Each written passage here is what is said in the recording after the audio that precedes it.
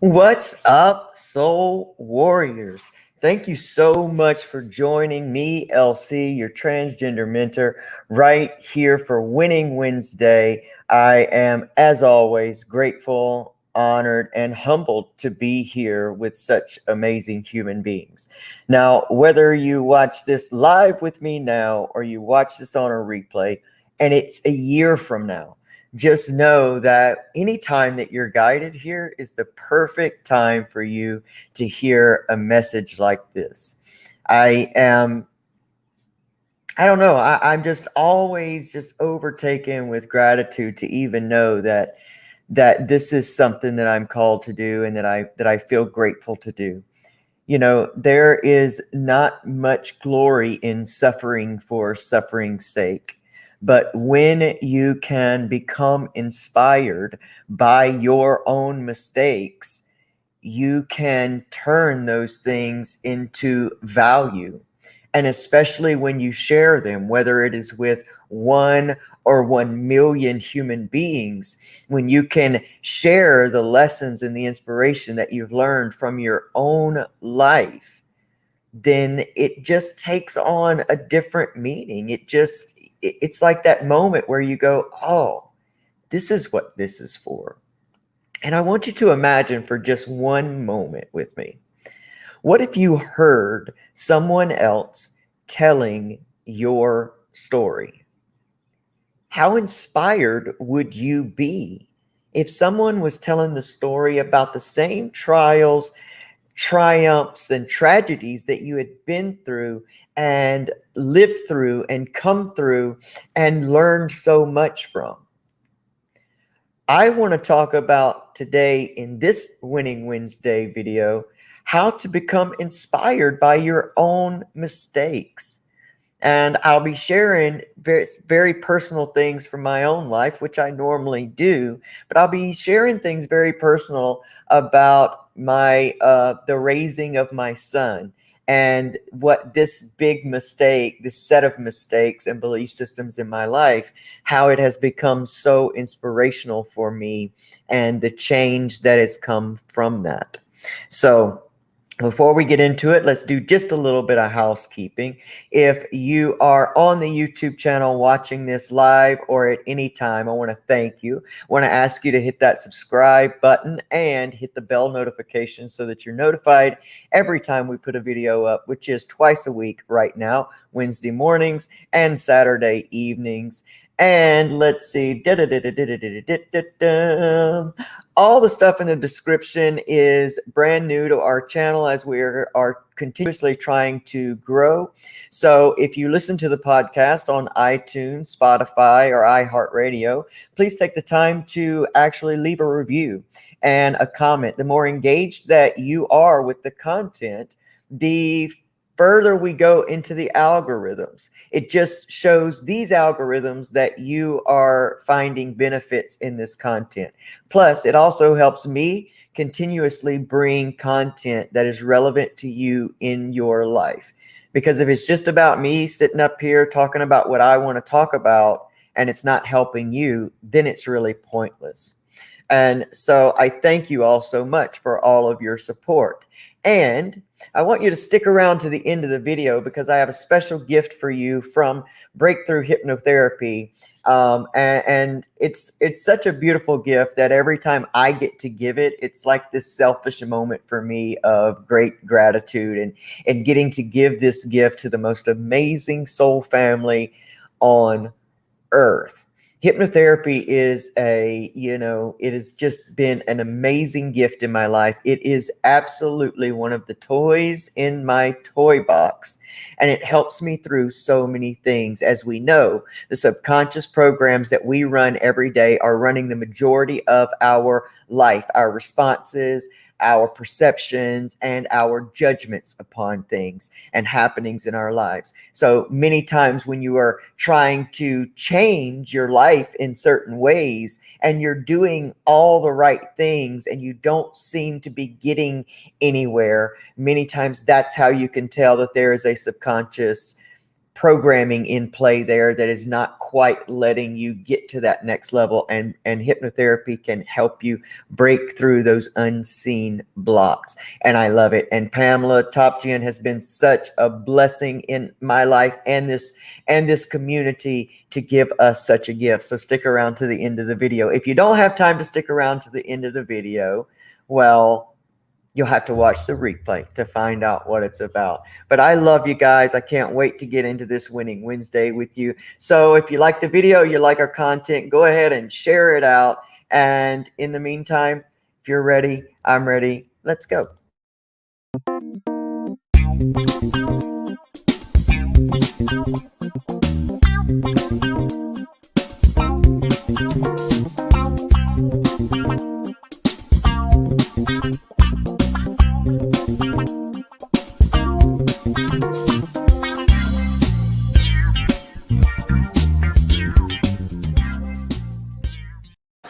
It's life from the heart, baby. And here we are living loud and proud, recovering from this, that, and everything, because there ain't no human being on earth that hasn't dealt with or isn't dealing with some type of addiction.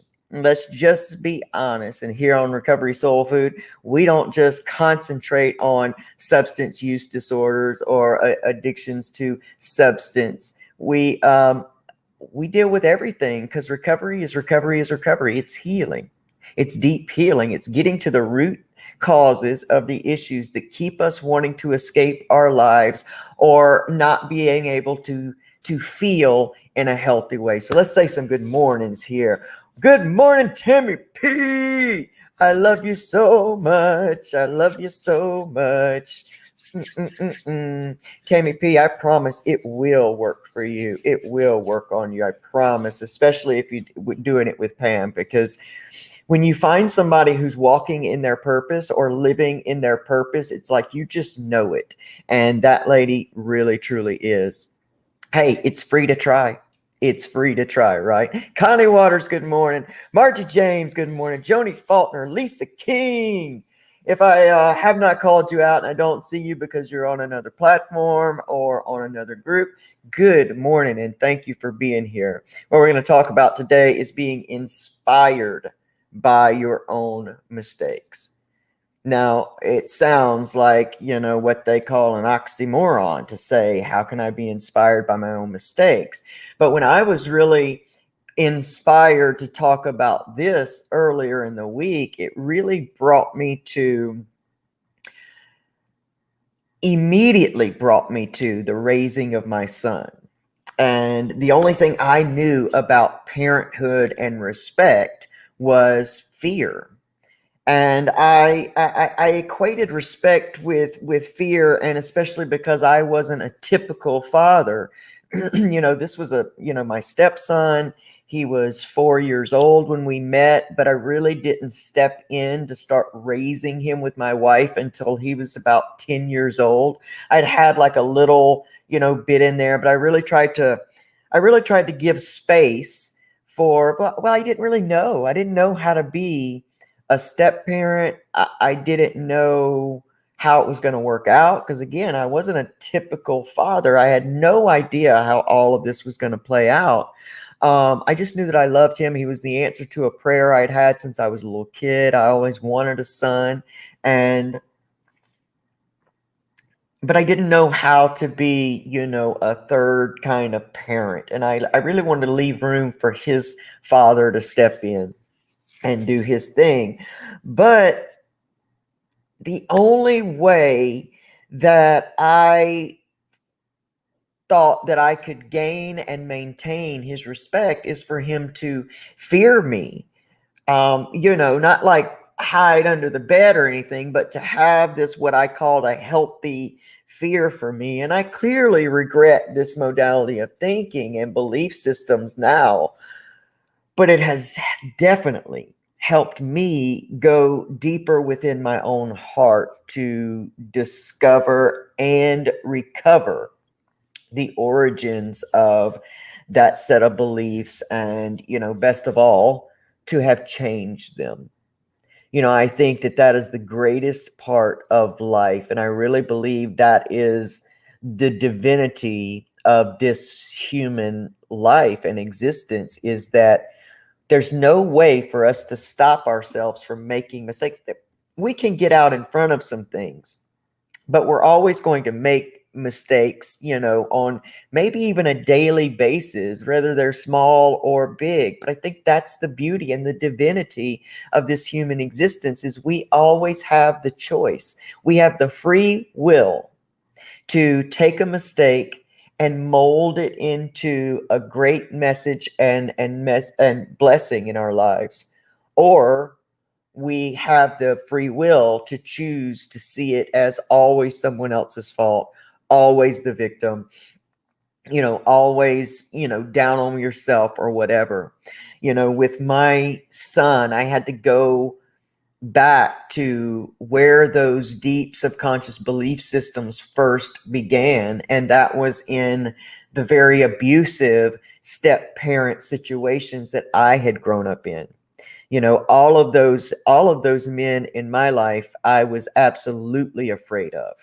And then on the other hand, I had my father, which I met late in life, and I wanted so desperately to be included by him. I wanted so desperately for him to see me and not exclude me. And therefore, there was I took a lot from his way of being respected, and a lot of that was a healthy fear. And I had this, fear, but on the other hand, during the week in my life, this was real hide under the bed fear going on.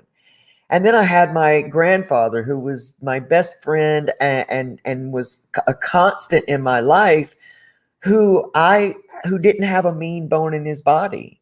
And I didn't really feel like I respected, because he was not a man to be fearsome. He was not a very macho man. He was not a man that I felt like would fight for me, fist to fist, weapon to weapon. I had gotten this picture of masculinity.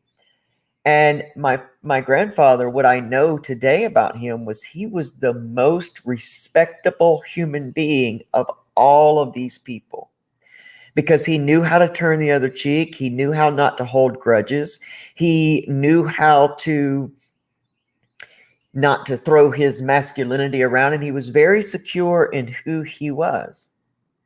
But then there were just so many different ideas coming at me, and then me within myself trying to struggle to find out who I was and where I fit in all of this, with my secret of being foreign in my own skin.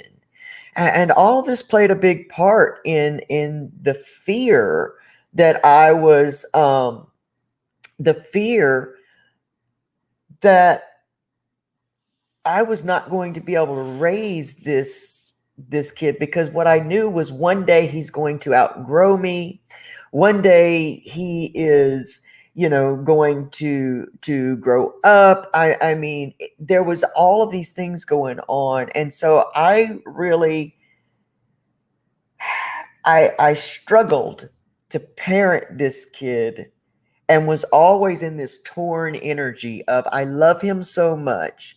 I'm so desperate to do right by him and be an example for him and really teach him about life, so that maybe he doesn't make the mistakes, which I think all, parents, from what we know, we try to do. We do our best to keep our children safe, try not to let them make our own mistakes. But what I really didn't understand, because I didn't understand deep belief systems at that time, was that I was setting him up to feel in the world like he was somehow less than. I was very critical of him because of my own stress that I was dealing with in life. I put a lot of pressure on him to be certain ways and help out in certain ways, without thinking about him having the mind of a child and the processing skills of a child, even at 17 years old. I mean, let's get real. Just because society says at 18 you're grown does not mean that you are grown. Many of us know this.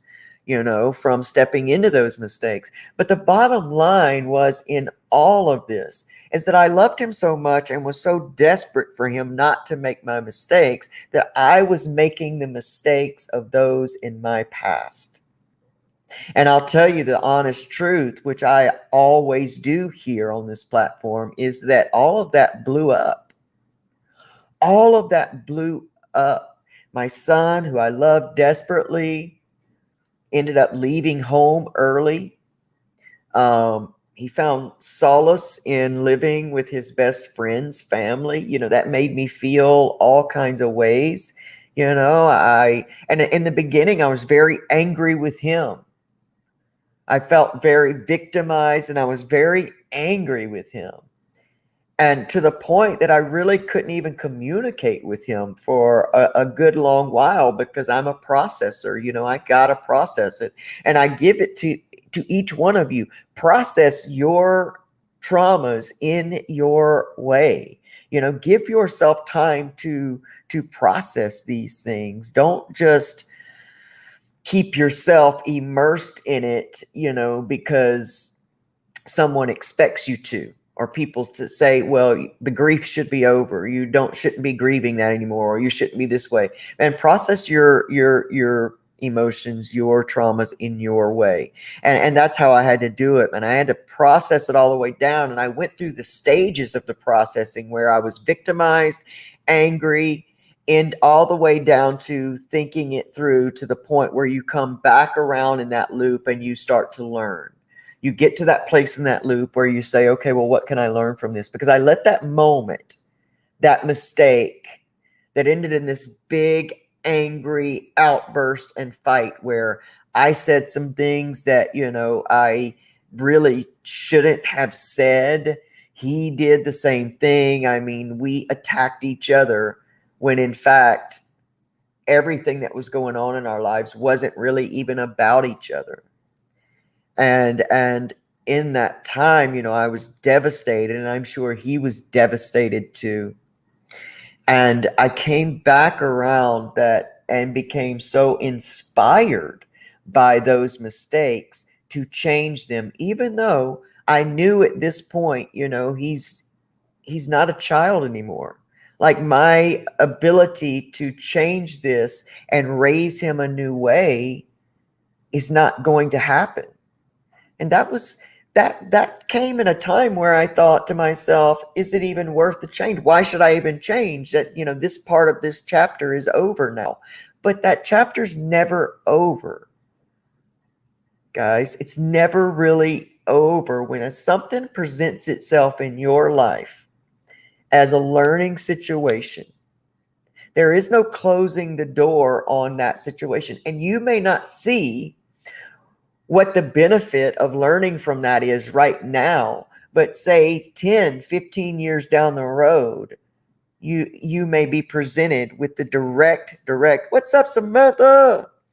You may be directly ready for that lesson to come to pass, So I didn't know that, being inspired by the mistake of raising my son from an angry place and trying to gain his respect through fear and making all those mistakes that I had always said in my childhood I'd never do. We run from subconscious programs. That's the bottom line. Every day, all day, we're running from those deeper belief systems that we don't even realize are at play in our lives. Thank you, Samantha. I love yours too. You are an amazing human being, and thank you for what you do. So, I took a long time. I processed all the anger. I processed the blame. I processed the victimization. And then I came back around into learning the lesson from it. And I had to forgive myself. And I also had to go very, very deep and forgive those people in my childhood that had imparted those belief systems to me.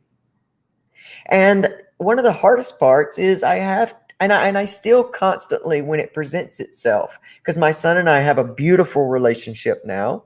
He's still a man. He's out on his own, and I know today that things would be so much different when we are back in the same space. Because there's no way that I wasn't going to love my son for life. And the anger could not last for life. And he and I were both victims in all of this. But the greatest part about being victims is you get to stand up and take your power back from the hands of someone victimizing you. And we do that within. We do that in our own mind, in our own choice, in our ways that we can think back. Because let me tell you, going back through all of that old stuff, in this situation, going back through all that old stuff and remembering where those belief systems started, where those seeds were planted, I felt some things. And I had to stay there and feel them. And the coolest thing about recovery is we got to know we can feel today. We don't have to use because we're feeling bad. Because if we block ourselves from feeling bad, y'all, we can't feel good. We block ourselves from all of it. And so, I had to go back and I had to do some deep forgiveness for those human beings. I had to have the understanding that those human beings were also repeating a pattern that they had learned in their life. Most of those people are dead now. I did get to hear an apology from one of them before he passed, and that was, truly a gift. And the other one never took full responsibility for what he had done to me and my family. But I got to be okay with that too. Sometimes those apologies that we search for and seek out so much and so hard and give so much of our power to, when they come, we realize, oh, that didn't really make a difference at all. All I ever wanted was my family to see my pain. I wanted them to see my pain, and I just wanted them to say, hey, I'm sorry I didn't protect you. I'm sorry I didn't see you struggling.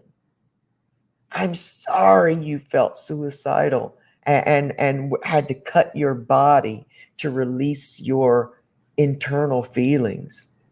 I'm sorry you felt alone.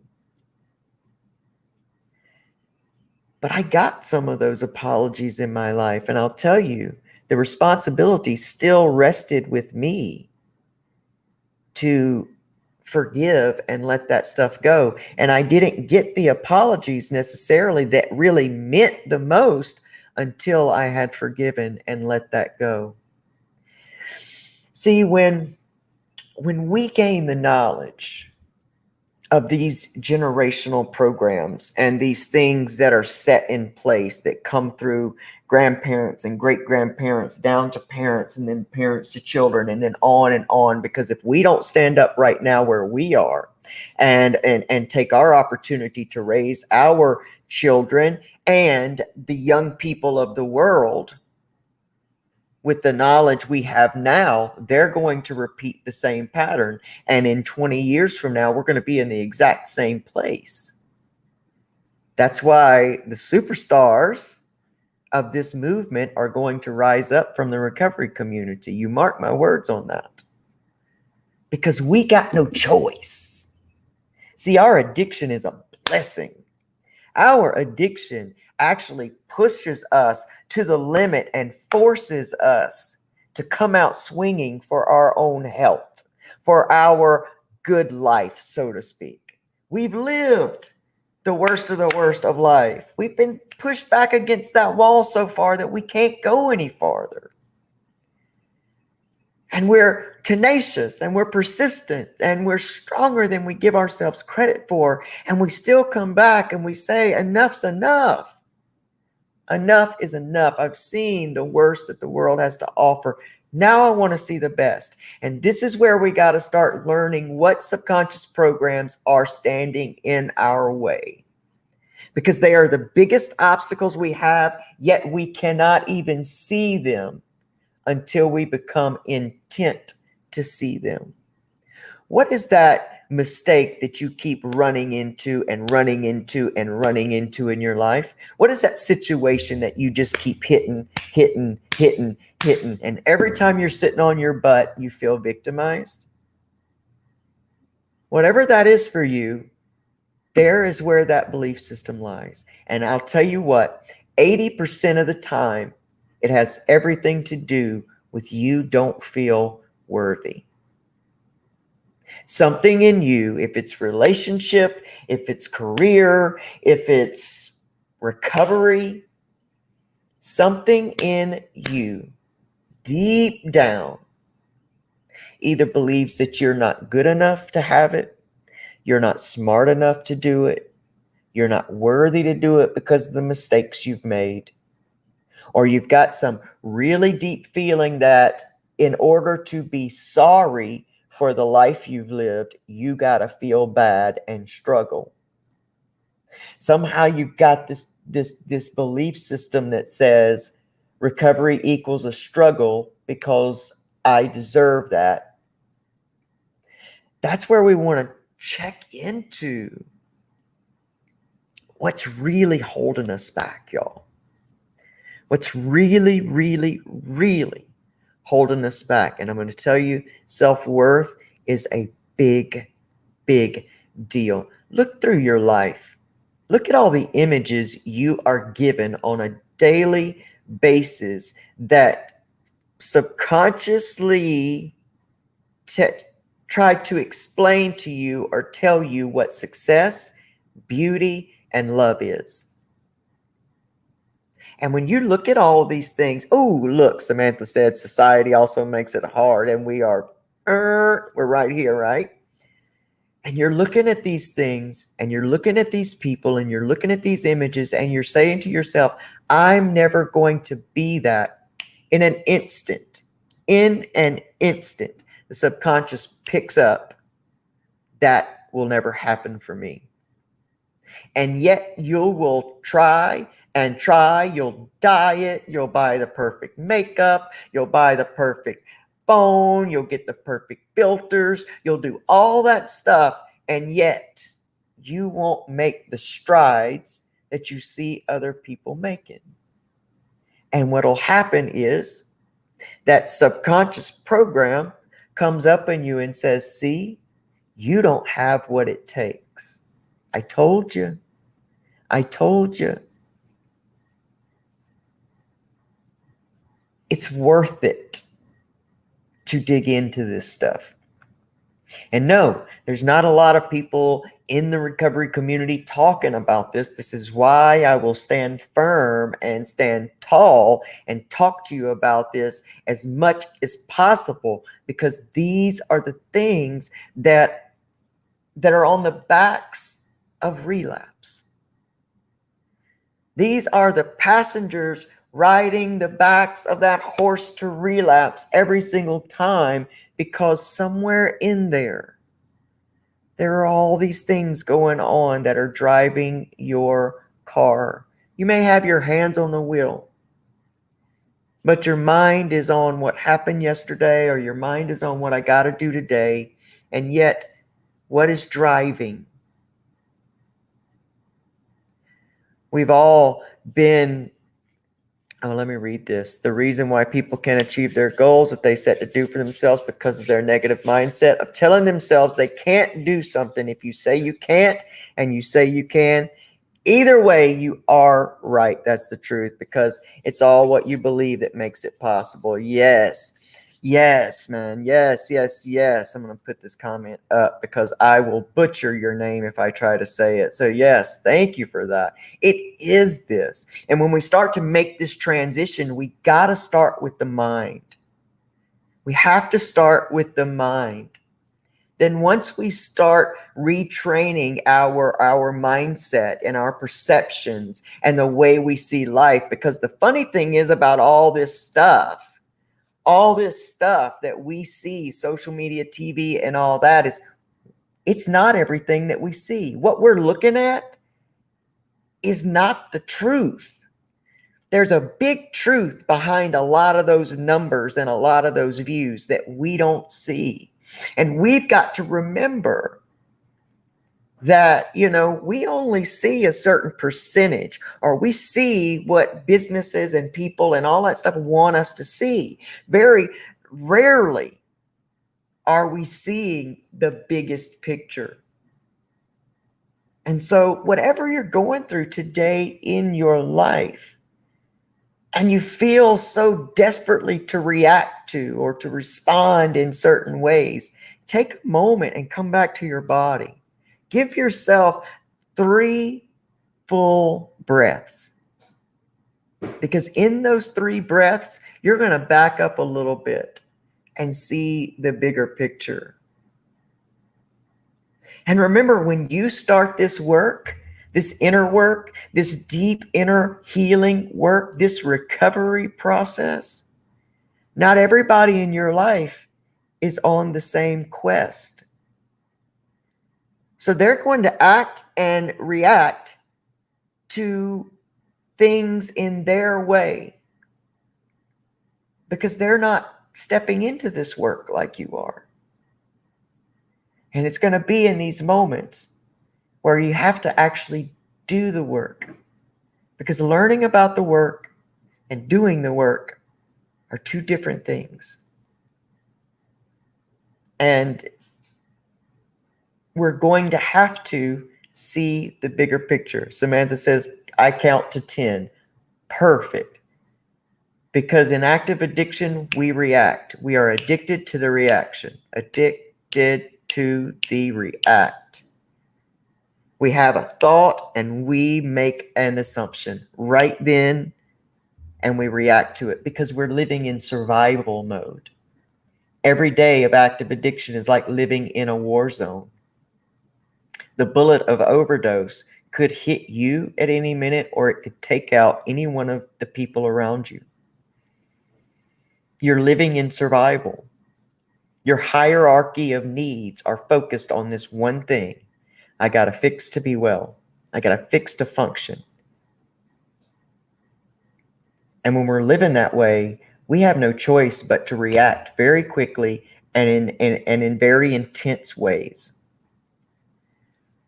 And so the recovery process is going to begin with that mindset, that taking that inventory, if you will, of your reactions and working on getting yourself to know that you are safe and you're in a safe space where you can not have to fight for your life.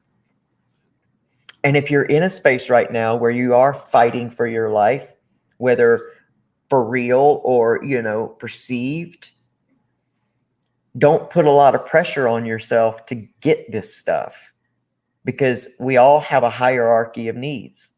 Every human being has a hierarchy of needs. And safety and a safe space is at the forefront. And so let this stuff soak in. Let the information soak in. Let it get down into your soul. Listen to it over and over and over and over again.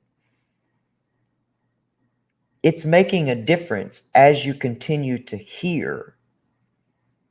But don't put a whole lot of pressure on yourself. And I'm learning this too, man. I'm a worker.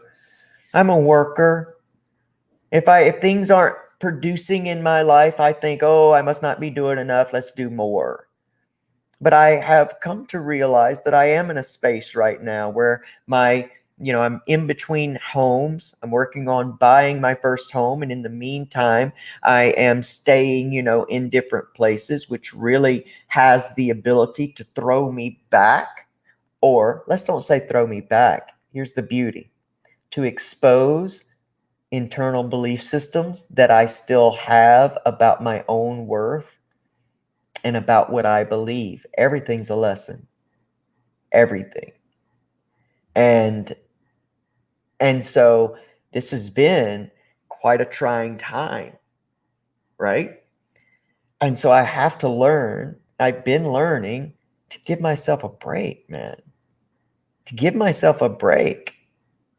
To become inspired by my own journey. To really look back at my life and answer the question that I asked you in the beginning. If you heard someone standing on a stage telling your story as if it was theirs, would you be inspired? Yes, you would. You would hear their overcoming story and you would clap and you would stand on your feet and you would feel so pumped up. And that's your story. You know, strike calling yourself a survivor. You're a thriver, man. You know how to get knocked down and come back up. So learn how to become inspired by your own stories, by your own journey, and by your mistakes transmuted into your greatest triumphs. Because my relationship with my son and the mistakes there has made me a better human being. My addiction has brought me to an awakening beyond anything I could have ever imagined. And I'm so grateful for it. When I used to wake up every day and pray that the bullet of overdose would hit me. That's how miserable I was. So I only share these things with you to express that you can do this and you're worth it. You're worth putting the work in. You're worth going through the struggles and the trials. You're worth the celebration. And you are worth living your best life, no matter how it started. I love you guys, man. I do with all my heart. I don't have to know you personally to truly feel that love for you. We are one human race in this just divine time in history. And we all have things in common. And so when I say that I love you, I want you to hear that. And I hope that you feel that from me, because I do. And I admire you. I know what a rock star you are. Whether you're feeling like you're on top of the world today or at the bottom of the barrel, I know how special you are. And I believe in you. I love you.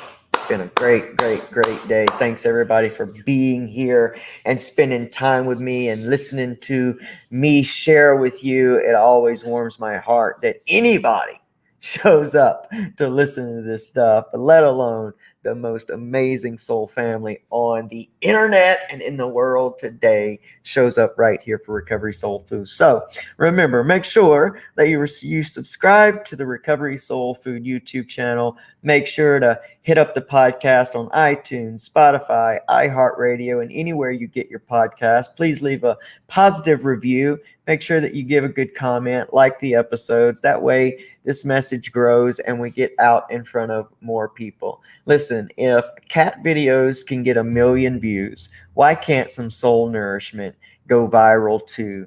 You know, I'm with all of us, every one of us sharing a special message of our lives and exposing ourselves in these ways. Man, it's special. It's hard to get vulnerable like this. So let's support each other. Let's love each other. That's right. We are all God's brothers and sisters. And I'm telling you, we are all expressions of God on the earth. What is life, love, in, oh gosh, I always get messed up on this part because I always want to say informed expression, but love in, it is love informed expression. We are all expressions of the one divine God, and we're here to be our unique selves.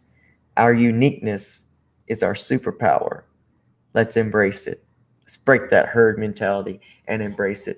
You guys, I have no idea if I'm going to be on this Saturday night or not, Again, this is kind of a strange moving time, but I've got so many special things coming up for you all. So many special guests coming. I mean, I am just so excited to have the opportunity to do this podcast and have this. I get to meet some of the most amazing human beings and bring you some of the most amazing content. So since you stuck around to the end of the video, I also want to tell you, go check out hypnobreakthrough.com. Pamela Topjian, she is willing for the Recovery Soul Food listeners to give a full free hypnotherapy session. Like, you're going to get the consultation for free, the intro session, 15 minutes for free. Then you're going to get a full session from her for free. I'm telling you, it's amazing. It can help you fast track the healing of those deep subconscious belief systems. So check her out on Facebook at Breakthrough Hypnotherapy, or you can go to the website hypnobreakthrough.com. But don't forget to tell her Recovery Soul Food sent you. So I love you guys. I want you to have the most amazing winning Wednesday of your entire life, because you choose to. And yes, you are that powerful. Until next time, I'll see you. Bye.